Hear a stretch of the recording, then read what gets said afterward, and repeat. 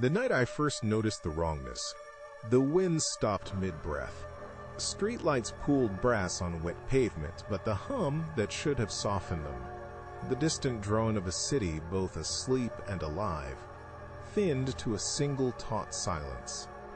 Even the bakery's late window, which always leaked warmth and yeast, looked like a photograph someone had forgotten to expose. Edges crisp, center underexposed. I told myself it was exhaustion.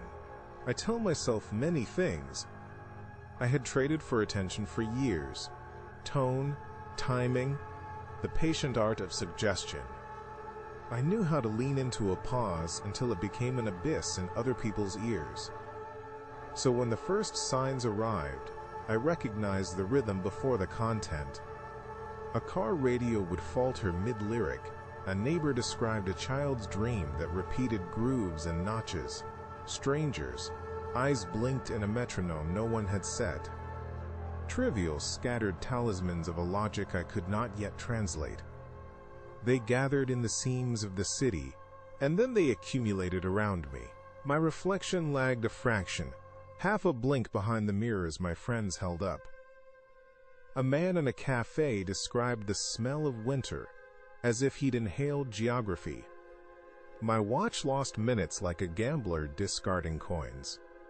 Each small aberration thinned the polite membrane between what we agreed to call real and the quiet, patient exhalations of something else. Paranoia unspooled politely at first. I checked locks, counted hallway tiles, made lists, and misread my own handwriting as if letters had been rearranged into warnings. Sleep became negotiation. Dreams were not private but shared.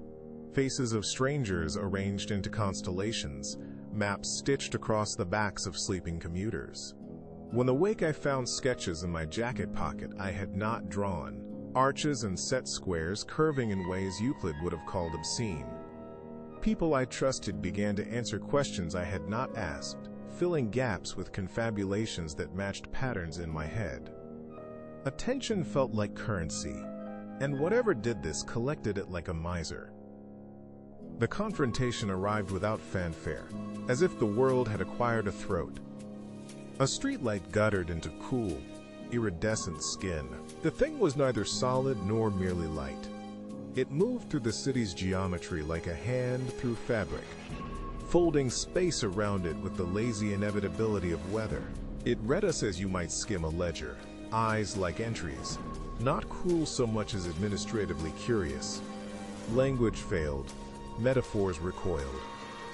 Time dilated at its edges, and the small lies we told ourselves rearranged into a grammar none of us had learned.